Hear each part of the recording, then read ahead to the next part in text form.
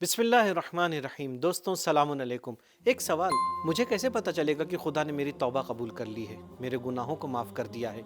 मैं जो इस तरह गुनाहों में डूबा हुआ था, क्या परवरदिगार फिर भी मुझे अपनी बारगाह में कबूल फरमाएगा?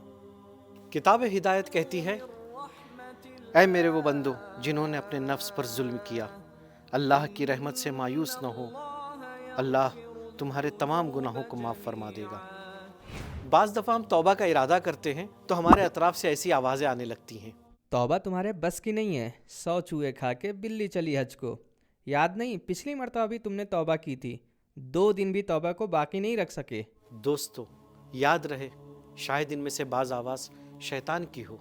इमाम मोहम्मद तकी अलैहिस्सलाम फरमाते हैं, अगर तुम ये जानना चाहते हो कि तुम्हारी तौबा कबूल हुई या नहीं, तो देखो कि उसमें ये 4 निशानियाँ पाई जाती हैं कि नहीं।